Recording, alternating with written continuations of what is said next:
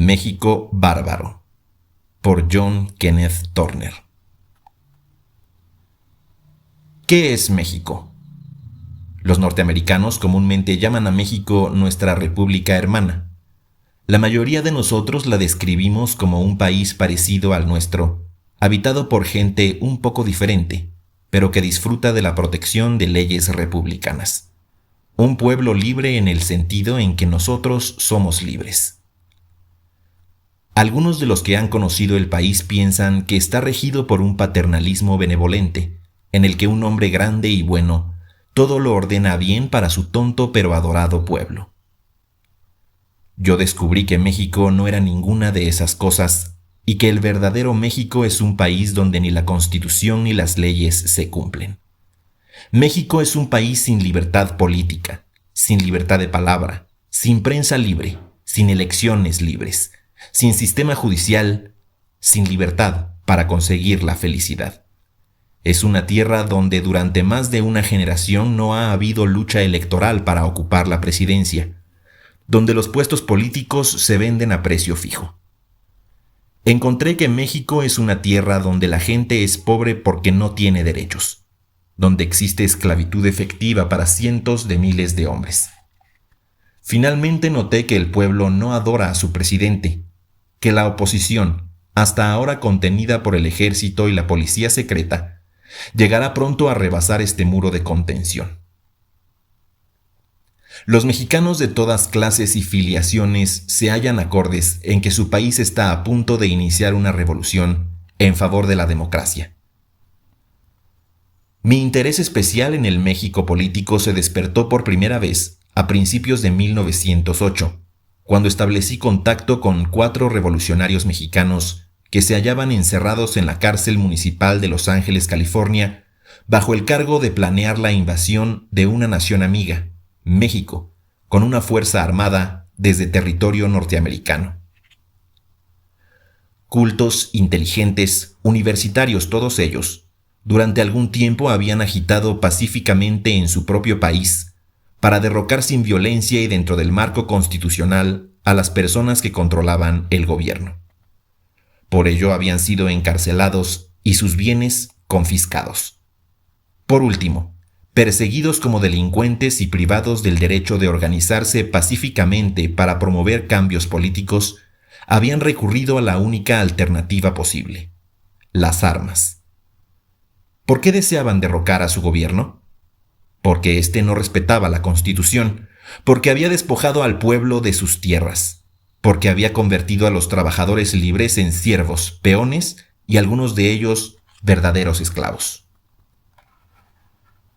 ¿Esclavitud? ¿Quieren hacerme creer que todavía hay verdadera esclavitud en el hemisferio occidental? Pregunté burlonamente. Bah, ustedes hablan como cualquier socialista norteamericano. Quieren decir esclavitud del asalariado. No querrán significar esclavitud humana. Verdadera esclavitud humana, me dijeron. Hombres y niños comprados y vendidos como mulas, y como tales pertenecen a sus amos. Son esclavos. ¿En América? ¿En el siglo XX? Exclamé. Si esto es verdad, tengo que verlo. A principios de septiembre de 1908, crucé el río Bravo en mi primer viaje acompañado de L. Gutiérrez de Lara, mexicano de familia distinguida, a quien también conocí en Los Ángeles. De Lara se oponía al gobierno existente en México, hecho que mis críticos han señalado como prueba de parcialidad en mis investigaciones. Por el contrario, yo no dependí de Lara ni de ninguna otra fuente interesada para obtener información.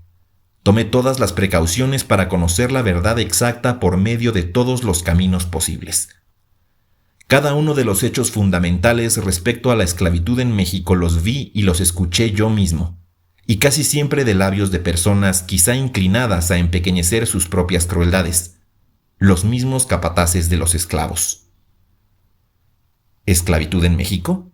Sí, yo la encontré. La encontré primero en Yucatán. El suelo y el clima del norte de Yucatán se adaptan perfectamente al cultivo de esas resistentes especies de plantas que producen el henequén o fibra de sisal. Allí se halla Mérida, bella ciudad moderna con una población de 60.000 habitantes, rodeada y sostenida por vastas plantaciones de henequén. Las haciendas son tan grandes que en cada una de ellas hay una pequeña ciudad propia que tiene de 500 a 2.500 habitantes. La mayoría de los esclavos se concentra en las manos de 50 reyes del henequén. Con el propósito de conocer la verdad por boca de los esclavistas mismos, me mezclé con ellos ocultando mis intenciones. Mucho antes de pisar las blancas arenas de Progreso, el puerto de Yucatán, yo sabía cómo eran comprados o engañados los investigadores visitantes. Les llenaban la cabeza de falsedades y los conducían por una ruta previamente preparada.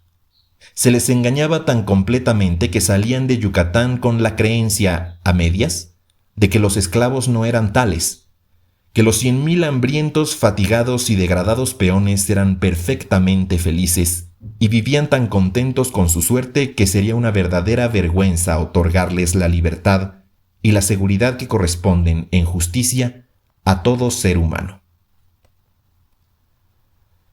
En Yucatán fingí ser un acaudalado inversionista, deseoso de colocar su dinero en propiedades henequeneras. Mi imaginario capital fue el ábrete sésamo para entrar en su grupo y en sus fincas.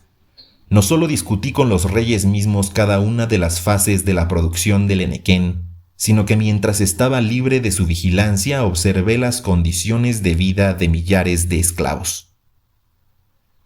En Mérida los 50 reyes del henequén viven en ricos palacios y muchos de ellos tienen casas en el extranjero. Viajan mucho. Hablan varios idiomas y con sus familias constituyen una clase social muy cultivada. Mérida, el estado, o mejor dicho, toda la península, dependen de esos 50 reyes. Naturalmente dominan la política de su estado y lo hacen en su propio beneficio. Los esclavos son 8.000 indios yaquis de Sonora, 3.000 coreanos y entre 100 y 125.000 indígenas mayas, que antes poseían la tierra que ahora pertenece a los amos henequeneros. Los hacendados no llaman esclavos a sus trabajadores. Se refieren a ellos como gente u obreros, sobre todo cuando hablan con forasteros. Pero cuando lo hicieron confidencialmente conmigo, me dijeron, sí, son esclavos. Esclavitud quiere decir propiedad sobre el cuerpo de un hombre, tan absoluta que éste puede ser transferido a otro, propiedad que le da al poseedor el derecho de aprovechar lo que produzca ese cuerpo, matarlo de hambre, castigarlo a voluntad, asesinarlo impunemente. Tal es la esclavitud llevada al extremo y tal es la esclavitud que encontré en Yucatán. Los hacendados yucatecos no denominan esclavitud a su sistema, lo llaman servicio forzoso por deudas.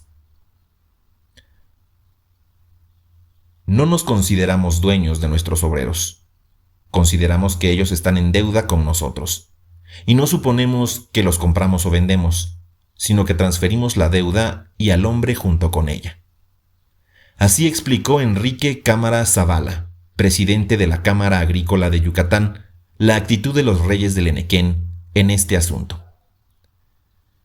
Que no se trata de servicio por deudas se hace evidente por la costumbre de pasarse los esclavos de uno a otro amo, no sobre la base de que los obreros deben dinero, sino sobre el precio que en este mercado tiene un esclavo. El precio corriente de cada hombre era de 400 pesos. Muchas veces me dijeron, si compra usted ahora, es una buena oportunidad. La crisis ha hecho bajar el precio. Hace un año era de 1,000 pesos por cada hombre. Al investigar los detalles de la operación de venta me dijeron, no llevamos rigurosa cuenta del adeudo porque no tiene importancia una vez que usted toma posesión del individuo. El hombre y los papeles de identificación bastan. Si el hombre escapa, lo único que piden las autoridades son los papeles para que usted lo recupere. Otra persona aseguró, cualquiera que sea la deuda es necesario cubrir el precio de mercado para ponerlo libre. Aún así, pensé, no sería tan malo si el siervo tuviera la oportunidad de pagar con su trabajo el precio de su libertad. pero encontré que no era esa la costumbre. Al comprar esta hacienda, me dijo uno de los amos, usted no tiene por qué temer que los trabajadores puedan comprar su libertad y abandonarlo. Ellos nunca pueden hacer eso. De este modo supe que aunque el servicio forzoso sea por deudas, eso no alivia las penalidades del esclavo. Por otra parte, observé que la única ocasión en que la deuda juega algún papel efectivo en el destino de los infortunados yucatecos opera contra estos en vez de actuar en su favor. Por medio de las deudas, los hacendados de Yucatán esclavizan a los obreros libres de sus feudos para reemplazar a los esclavos agotados, desnutridos, maltratados y agonizantes en sus fincas.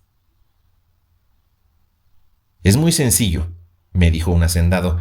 Todo lo que se necesita es lograr que algún obrero libre se endeude con usted. Y ahí lo tiene. Nosotros siempre conseguimos nuevos trabajadores de esta forma.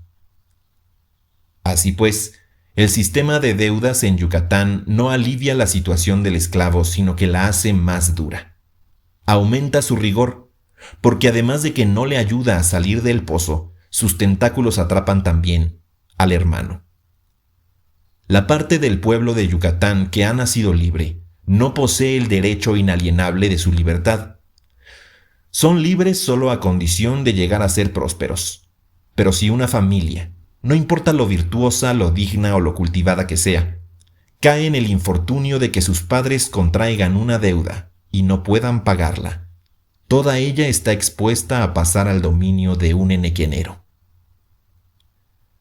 En forma más moderna que en Yucatán, el servicio por deudas existe en todo México y se llama peonaje. Bajo este sistema, las autoridades policíacas de todas partes reconocen el derecho de un propietario para apoderarse corporalmente de un trabajador que esté en deuda con él y obligarlo a trabajar hasta que salde la deuda. Naturalmente, una vez que el patrón puede obligar al obrero a que trabaje, también puede imponerle las condiciones del trabajo, que pueden ser tales que nunca permitan al deudor librarse de su deuda.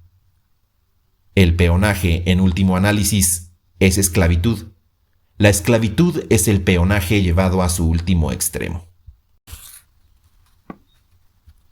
Los esclavos nunca reciben dinero. Se encuentran medio muertos de hambre. Trabajan casi hasta morir. Son azotados. Un porcentaje de ellos es encerrado todas las noches en una casa que parece prisión. Si enferman, tienen que seguir trabajando, y si la enfermedad les impide trabajar, rara vez les permiten acudir a un médico. Las mujeres son obligadas a casarse con hombres de la misma finca, y algunas veces con ciertos individuos que no son de su agrado. No hay escuelas para los niños. Toda la vida de esta gente está sujeta al capricho de un amo. Y si éste quiere matarlos, puede hacerlo impunemente. Oí muchos relatos de esclavos que habían sido muertos a golpes, pero nunca supe de un caso en el que el asesino hubiera sido castigado, ni siquiera detenido. La policía, los agentes del Ministerio Público y los jueces saben exactamente lo que se espera de ellos, pues los mismos propietarios son quienes les dan sus puestos. La filosofía del castigo corporal me la explicó don Felipe G. Cantón, secretario de la Cámara. Es necesario pegarles, me dijo con una sonrisa, porque no hay otro modo de obligarlos a hacer lo que uno quiere. Si no los golpeáramos, no harían nada. Una de las primeras escenas que presenciamos en una finca fue la de un esclavo a quien azotaban frente a todos los peones reunidos. Le dieron 15 azotes en la espalda desnuda con una reata gruesa y húmeda, con tanta fuerza que la sangre corría por la piel de la víctima. En las plantaciones esta forma de castigo se aplica tanto a jóvenes como a adultos. A las mujeres se les obliga a arrodillarse para azotarlas, y lo mismo suele hacerse con hombres de gran peso. No vi en Yucatán otros castigos peores que los azotes, pero supe de ellos. Me contaron de hombres a quienes se había colgado de los dedos de las manos o de los pies para azotarlos, de otros a quienes se les encerraba en antros oscuros como mazmorras o se hacía que les cayeran gotas de agua en la palma de la mano hasta que gritaban. El castigo a las mujeres, en casos extremos, consistía en ofender su pudor. Conocí las oscuras mazmorras y en todas partes vi las cárceles dormitorio, los guardias armados y los vigilantes nocturnos que patrullaban los alrededores de las fincas. También supe de algunos agricultores que gozaban al ver castigar a sus esclavos. Los esclavos se levantan a las 3:45 de la mañana y su trabajo empieza tan pronto como pueden llegar a la labor. El trabajo en los campos termina al oscurecer y en el casco prosigue a veces durante muchas horas de la noche. En las haciendas el trabajo principal consiste en cortar las hojas de henequén y limpiar de malas hierbas el terreno. A cada esclavo se le asigna un cierto número de hojas que cortar o de plantas que tiene que limpiar, y la tendencia del patrón es establecer cuotas tan altas que el esclavo se ve obligado a recurrir a su mujer y a sus hijos para que le ayuden. Las mujeres solteras están todo el día en el terreno de labor, y cuando un muchacho llega a los 12 años, se le considera hombre de trabajo y se le fija una cuota que tiene que cumplir. Los domingos no trabajan los peones para su amo.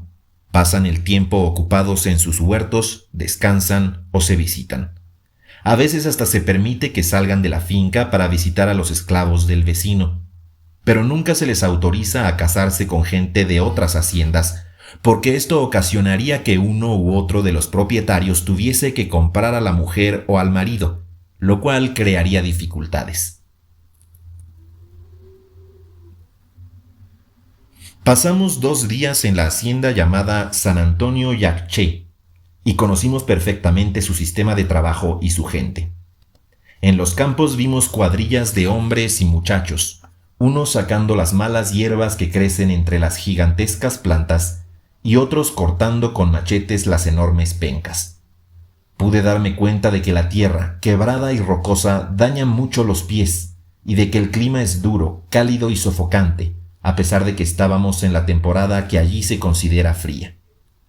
Los hombres vestidos de andrajos y descalzos trabajan sin descanso, con mucho cuidado y con la velocidad de los obreros destajistas mejor pagados.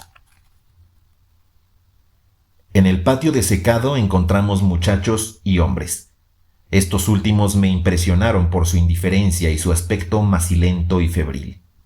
La explicación me la dio el capataz. Cuando los hombres están enfermos los dejamos trabajar aquí, agregó, a media paga. Ese era el hospital para los hombres. El de las mujeres estaba en el sótano de uno de los edificios principales. Se trataba de una hilera de estancias sin ventanas y con el piso de tierra, parecidas a calabozos.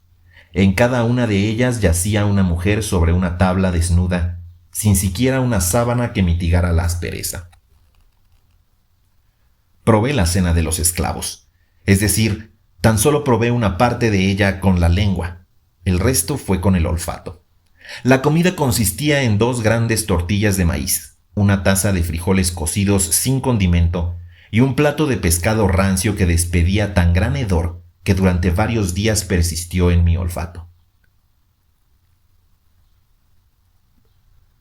A propósito, dije, volviéndome al administrador que nos servía de guía, ¿qué es lo que se les da en las otras 2 comidas? ¿Las otras 2 comidas? El administrador quedó perplejo. No hay más, esta es la única. Frijoles, tortillas y pescado una vez al día y 12 horas de trabajo bajo el sol abrasador. Un poco de masa de maíz fermentada era el complemento de la subsistencia durante todo el largo día. ¿Por qué no se escapan cuando tienen ocasión de hacerlo?, pregunté a un joven maya.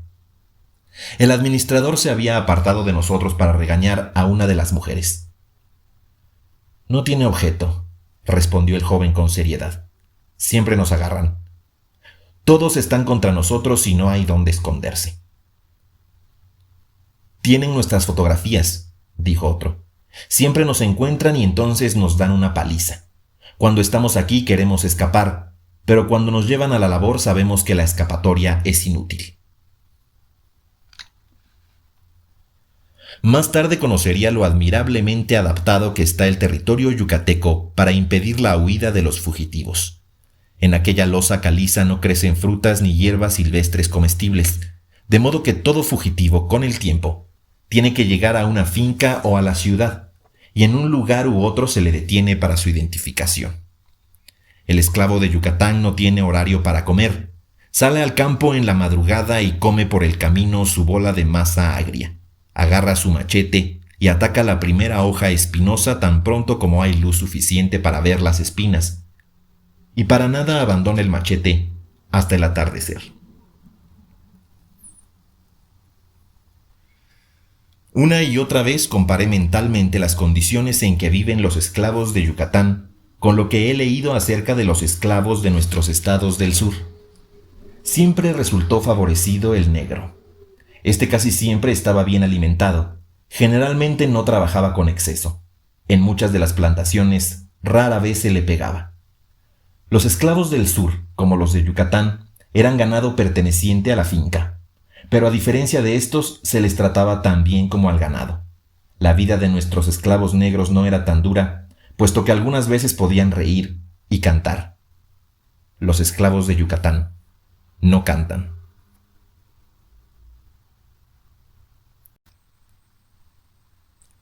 El exterminio de los yaquis.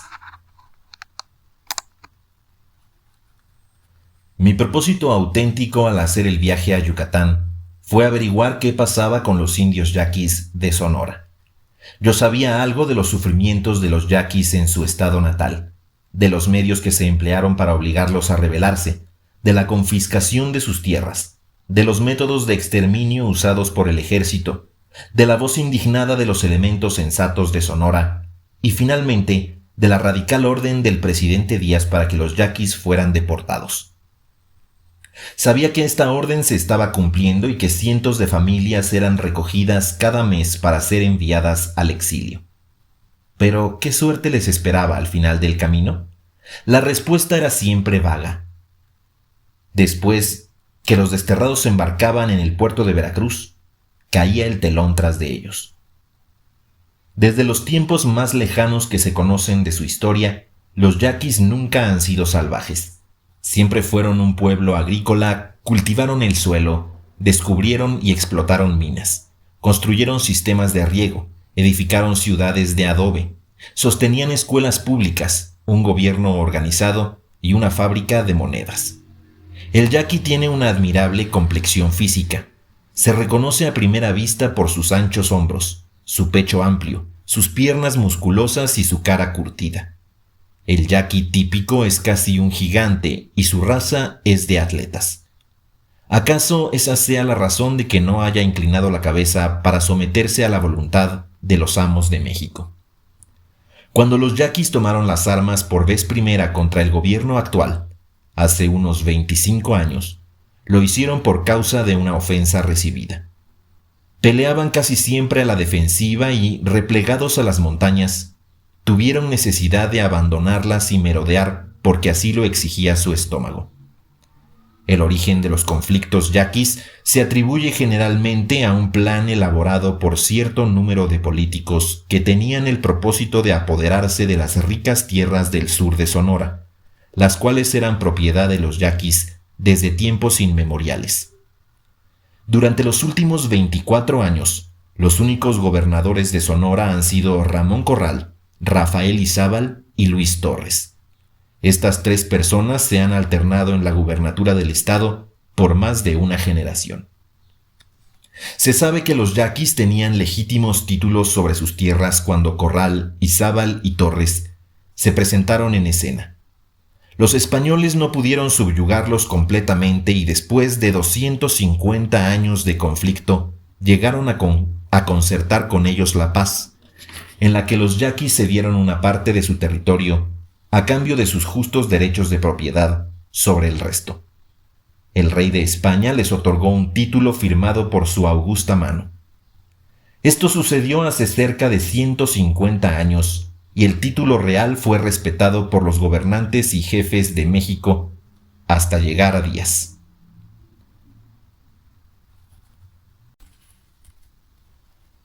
Los yaquis fueron incitados a la guerra.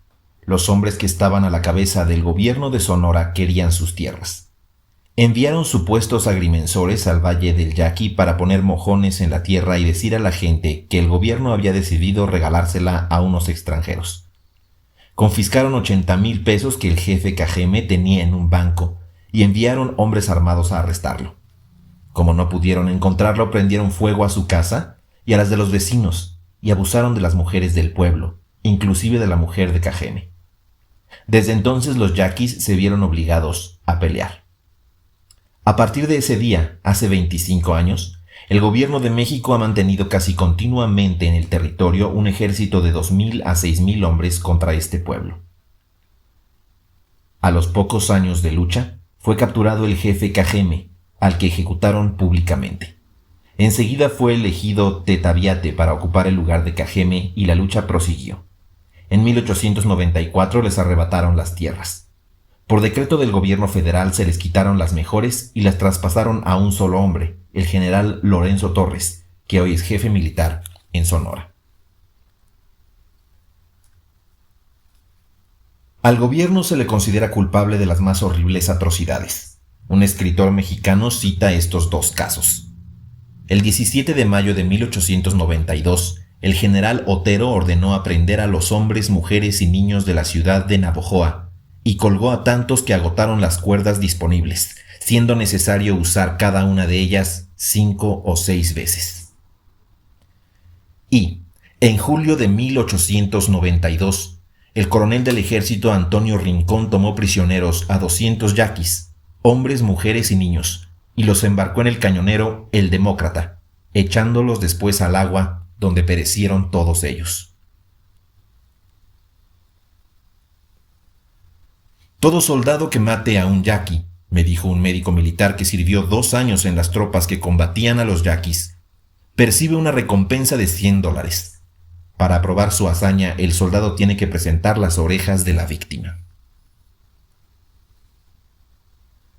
Tuve ante mí una carta firmada por C.G. Lelevier, antiguo miembro del Partido Liberal Mexicano que se puso después a favor de la causa del gobierno. La carta, donde comenta una fotografía que muestra a un grupo de yaquis colgados de un árbol, dice: esta fotografía se parece mucho a otra tomada en el río Yaqui, cuando el general Ángel Martínez estaba al mando del ejército mexicano de ocupación. Este general tenía la costumbre de colgar gente cuando no le decían dónde se encontraban los yaquis insurrectos, y llegó al extremo de lazar a las mujeres de los yaquis y colgarlas también. Más tarde el gobernador Rafael Izábal, debe de haber sido en 1902, hizo una incursión en la isla Tiburón, donde se habían refugiado algunos yaquis pacíficos, y sin más trámites ordenó a los indios seris que le trajeran la mano derecha de cada uno de los yaquis que allí hubiera, con la alternativa para los seris de ser a su vez exterminados. El doctor Boido tomó una fotografía en la que se ve al gobernador riéndose ante un racimo de manos colgado del extremo de un palo. Esta fotografía llegó a publicarse en el periódico El Imparcial de la Ciudad de México.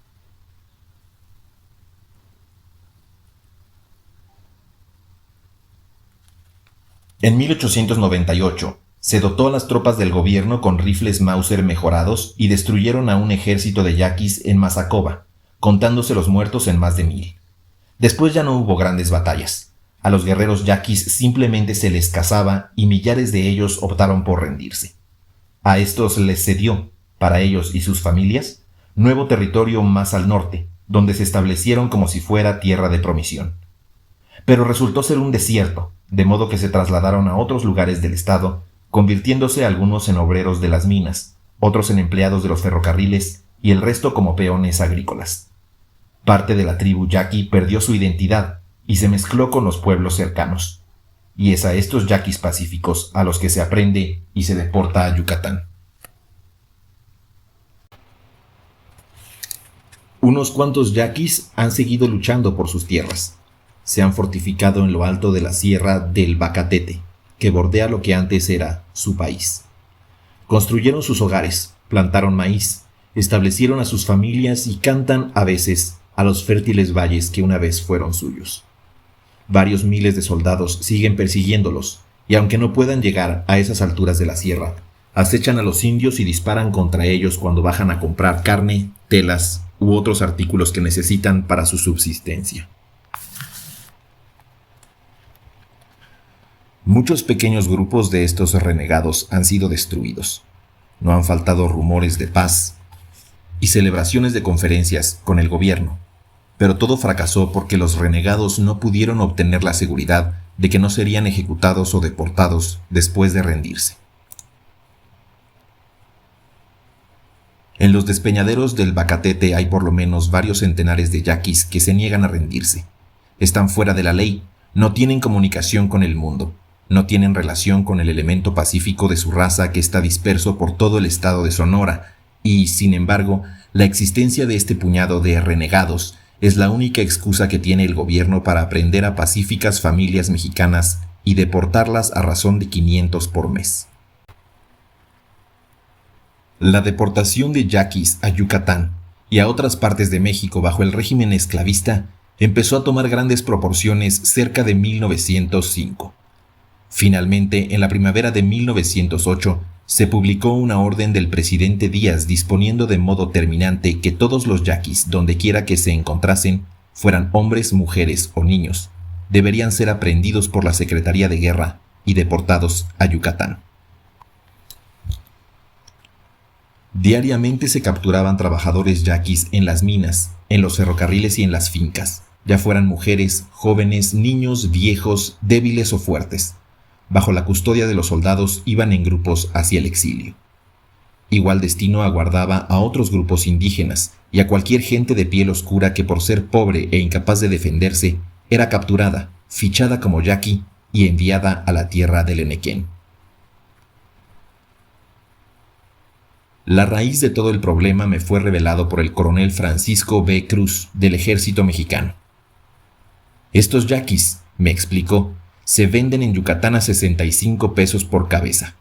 10 pesos son para mí, en pago de mis servicios, y el resto va a la Secretaría de Guerra. Las tierras, casas, animales, todo lo que abandonan los yaquis cuando son aprehendidos pasa a ser propiedad privada de algunas autoridades del estado de Sonora.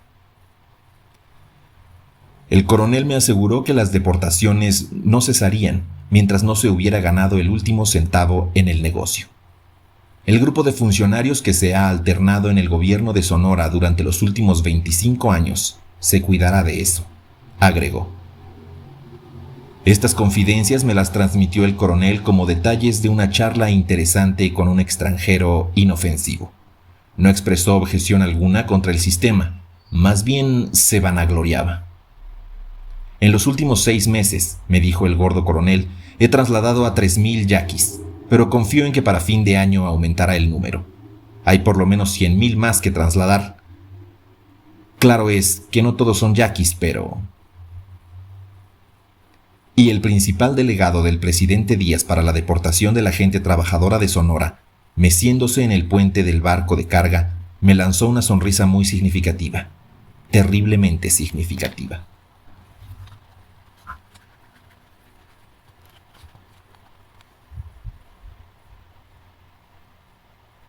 En la ruta del exilio. Los yaquis que se dirigen a Yucatán, al llegar al puerto de Guaymas, Sonora, abordan un barco de guerra del gobierno. Después de 4 o 5 días de travesía desembarcan y son conducidos a pie a través de una de las sierras más abruptas de México hasta San Marcos. La distancia es de más de 320 kilómetros que requieren de 5 a 20 días de viaje. Estos infortunados son conducidos hasta la Ciudad de México y desde allí a Veracruz, donde se les amontona en un barco de carga y al cabo de 2 a 5 días desembarcan en Progreso, donde son entregados a los consignatarios que los esperan. Había 104 personas amontonadas en la sucia bodega de popa del vapor carguero Sinaloa. Creímos que sería difícil tener oportunidad de visitar este antro infecto, pero afortunadamente nos equivocamos. Los guardias cedieron fácilmente a unas palabras amistosas y apenas había iniciado el barco su marcha, L. Gutiérrez de Lara y yo estábamos sentados sobre unas cajas en la bodega, junto a un grupo de desterrados reunidos alrededor de nosotros. Entre ellos había dos viejos de más de 50 años, uno con fisonomía y maneras de hombre civilizado, el otro embozado hasta la barba con un zarape de colores vivos, única prenda útil que había logrado sacar de sus pertenencias cuando los soldados lo apresaron.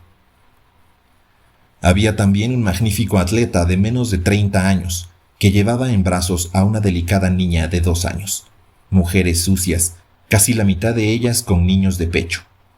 Además, había un asombroso número de criaturas regordetas que jugaban inocentemente en el suelo. ¿Yaquis?, pregunté a uno de ellos. Sí, un yaqui, dijo, señalando al hombre del zarape. Los demás somos pimas y ópatas. Entonces, ¿por qué están aquí? Ah, todos somos yaquis para el general Torres. Si uno es de tez morena oscura y viste como yo, es un yaqui para él. No investiga ni hace preguntas, lo detiene a uno. ¿De dónde es usted?, pregunté al viejo. La mayoría de nosotros somos de Ures. Nos capturaron durante la noche y nos llevaron sin darnos tiempo para recoger nuestras cosas. Yo soy de Horcasitas, habló el joven con la niña en brazos.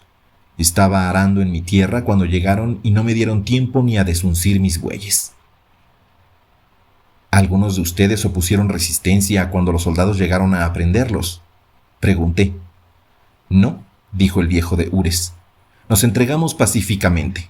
No tratamos de escapar. Los oficiales tenían más trabajo cuidando de sus soldados para impedir que huyeran y desertaran que con nosotros, concluyó el hombre, con una sonrisa burlona. Al principio vivíamos en Ures 153 gentes, siguió el viejo. Todos campesinos. Trabajábamos para pequeños rancheros, gente pobre que no tenía a su servicio más de media docena de familias.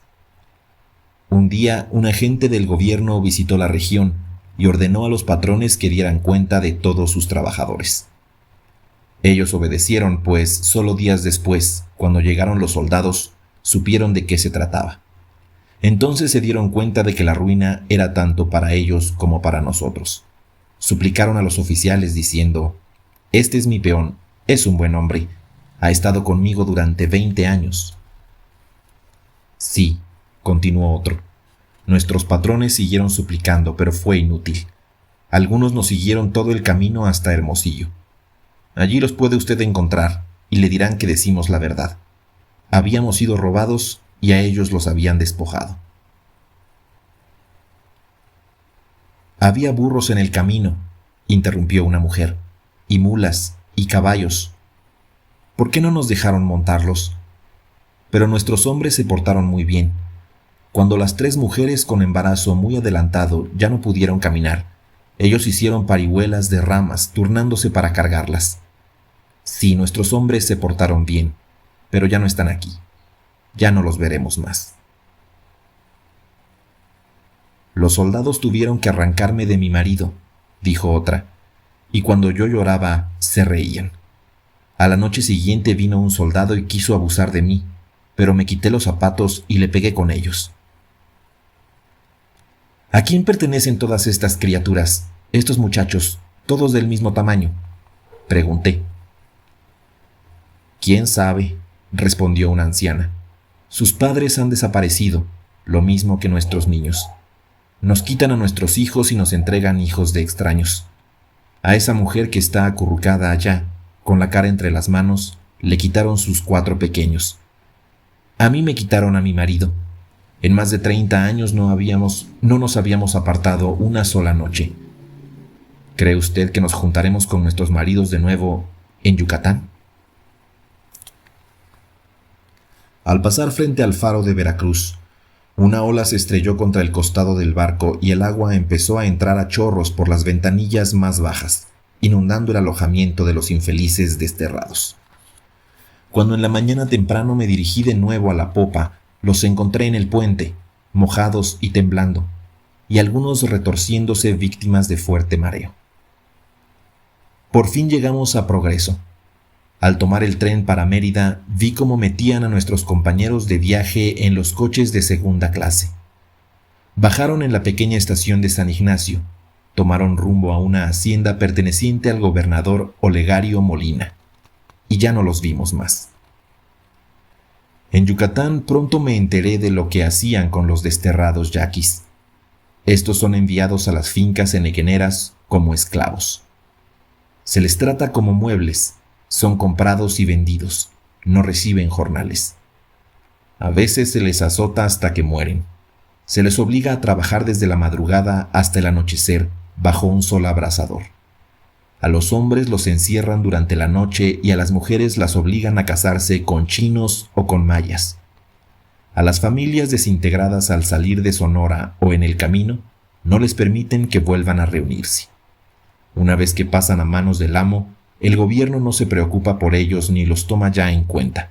Solo recibe su dinero y la suerte de los yaquis queda en manos del henequenero. Vi a muchos yaquis en Yucatán. Hablé con ellos. Vi cómo los azotaban. Una de las primeras cosas que presencié en una hacienda yucateca fue cómo apaleaban a un yaqui. Se llamaba Rosanta Bajeca. Eran las 3:45 de la madrugada, inmediatamente después de pasar lista a los peones. Estos se formaron frente a la tienda de la finca. Había 700 hombres apiñados. Frente a la horda estaban el administrador, el mayordomo primero, el mayocol y los capataces. «Rosanta Bajeca», gritó el administrador, haciendo salir del grupo a un joven yaqui de cuerpo regular. «Quítate la camisa», ordenó el administrador. Al oír estas palabras, los capataces rodearon al yaqui. Uno de ellos alargó el brazo para arrancarle la prenda, pero el yaqui rechazó la mano que se acercaba y con la rapidez de un gato eludió un palo que por el otro lado se dirigía a su cabeza. Fue un instante nada más. Con el odio reflejado en sus ojos, mantuvo a raya al círculo que lo rodeaba, pero con un movimiento de conformidad los hizo retirarse un poco y de un solo tirón se quitó la camisa, dejando al desnudo su bronceado y musculoso torso, descolorido y marcado con cicatrices de anteriores latigazos. Los esclavos presentes miraban con indiferencia.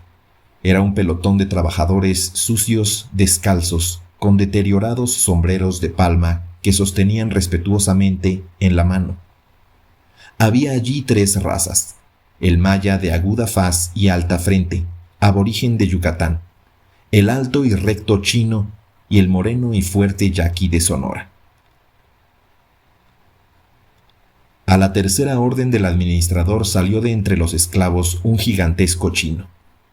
Agachándose, cogió de las muñecas al silencioso yaqui y en un instante estaba derecho con el yaqui sobre sus espaldas. Nadie había en todo aquel grupo que no supiera lo que se preparaba, pero solo cuando un capataz alcanzó una cubeta que estaba colgada a la puerta de la tienda, se notó cierta tensión nerviosa entre aquellos hombres. El extraordinario verdugo, llamado Mayocol, se inclinó sobre la cubeta y metió las manos en el agua. Al sacarlas, las sostuvo en alto para que se vieran 4 cuerdas, cada una como de 1 metro de largo. A la vista de ellas, las cansadas espaldas de los 700 andrajosos se irguieron con una sacudida. La soñolencia desapareció de sus ojos. Por fin estaban despiertos, y bien despiertos. El velludo Mayocol escogió una de las cuerdas, mientras el chino ponía el desnudo cuerpo de la víctima a la vista de sus compañeros. El drama era conocido por todos ellos, pero aún así los impresionaba. Cada uno sabía que le llegaría su hora, y ninguno era capaz de dar la espalda al espectáculo. Deliberadamente el Mayocol midió la distancia. Alzó en alto el brazo y lo dejó caer rápidamente. El látigo silbó en el aire y cayó sobre los hombros bronceados del yaqui. Todos contuvieron la respiración en espera del segundo golpe. Yo contuve la mía. Solo cuando vi la señal que el administrador hizo con el dedo, supe que los golpes se medían con reloj, y solo hasta después de terminado el espectáculo supe que para prolongar la tortura el tiempo señalado entre cada golpe era de 6 segundos. Por fin cesaron los azotes, que fueron 15. El administrador, con un ademán final, guardó su reloj. El gigante chino soltó las muñecas del yaqui y éste cayó al suelo como un costal. Allí quedó, con la cara entre los brazos y con su estremecida y ensangrentada carne al descubierto, hasta que un capataz se adelantó y le dio un puntapié en el costado. Un momento después ya estaba en pie y con pasos vacilantes iba a reunirse con sus compañeros. Naturalmente hice algunas preguntas acerca de Rosanta Bajeca para averiguar qué delito había cometido. Confirmé que hacía un mes que estaba en Yucatán y solo 3 días que lo habían llevado al campo para cortar pencas de henequén.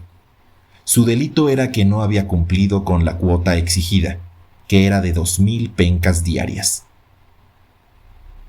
Me extraña, le hice notar a un capataz, que este yaqui no se soltase de la espalda del chino, que no peleara. Parece un hombre valiente. Hace un mes peleaba, fue su respuesta, pero un yaqui aprende muchas cosas al mes de estar en Yucatán. A pesar de todo, hubo un momento en el que creímos que este perro no aprendería nunca. De vez en cuando nos llega alguno de esa laya. Nunca aprenden, no valen el dinero que se paga por ellos. Cuéntame algo acerca de este, le urgí. Luchó, eso es todo. El día que llegó se le puso a trabajar cargando atados de hojas. El mayordomo pasó por su lado y pinchó al hombre en el estómago con el bastón. Medio minuto después, 12 de nosotros estábamos luchando para arrancar a ese lobo yaqui de la garganta del mayordomo. Lo dejamos sin comer durante un día. Después de eso probó la cuerda diariamente durante algún tiempo. Sin embargo, aún se resistió como loco una semana. Pero nuestro mayocol conquistó al lobo. Estuvo manejando la cuerda hasta que ese terco se sometió, hasta que se arrastró sollozante en 4 patas a lamer la mano del hombre que le había pegado.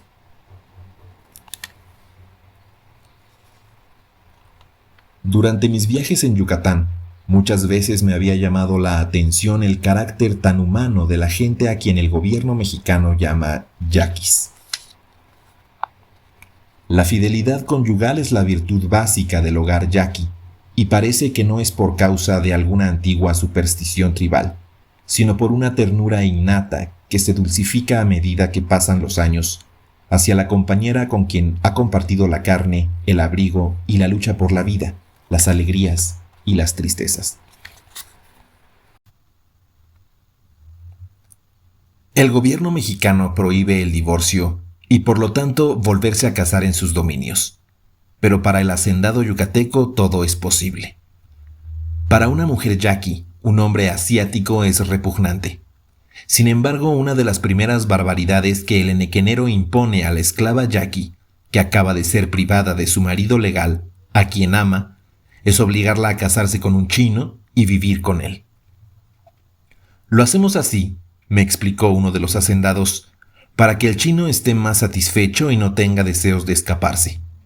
Y además, sabemos que cada niño que nazca en la finca algún día puede valer de 500 a 1,000 pesos en efectivo.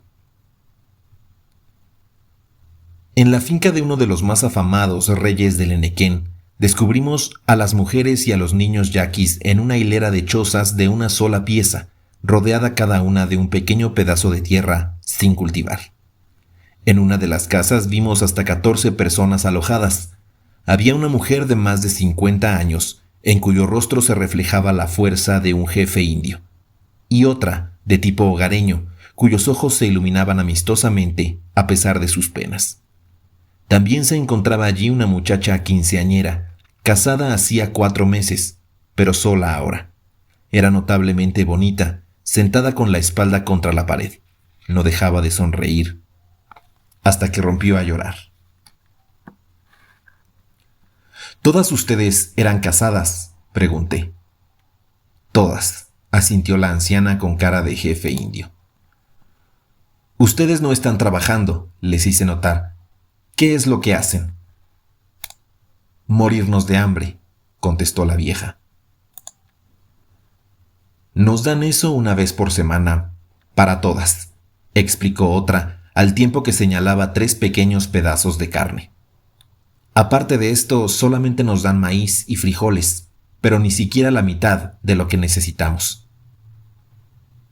¿Por cuánto tiempo las tendrán a ración de hambre?, les pregunté. Hasta que nos casemos con chinos, espetó la anciana. ¿Y por qué no han elegido ustedes un chino para casarse? Esta pregunta la contestaron varias mujeres a coro. Con palabras y gestos expresaron su aversión a los chinos y con trémula sinceridad nos aseguraron que todavía no habían olvidado a sus maridos. Ya nos han alineado 2 veces, reiteró otra mujer, y nos han dicho que teníamos que elegir, pero no queremos hacerlo. Nos han amenazado con la cuerda, pero hemos seguido resistiendo. Dicen que nos van a dar una última oportunidad y si entonces no escogemos, ellos lo harán por nosotras. Si no consentimos, nos llevarán al campo y nos harán trabajar y nos azotarán como a los hombres. ¿Les gustaría regresar conmigo a sus hogares de Sonora?, pregunté. Me contestaron con lágrimas que empezaron a resbalar primero por las mejillas de la mujer vieja y después por las de las otras. Con el llanto las infelices desterradas perdieron toda reserva. Nos rogaron que las lleváramos de nuevo a Sonora o que buscásemos a sus maridos. La más anciana imploró que nos comunicásemos con su patrón, Leonardo Aguirre, y no quedó contenta hasta que anoté su nombre en mi libreta. Miré a mi compañero. Las lágrimas rodaban por su cara. Yo no lloraba, pero me avergüenzo ahora de no haberlo hecho.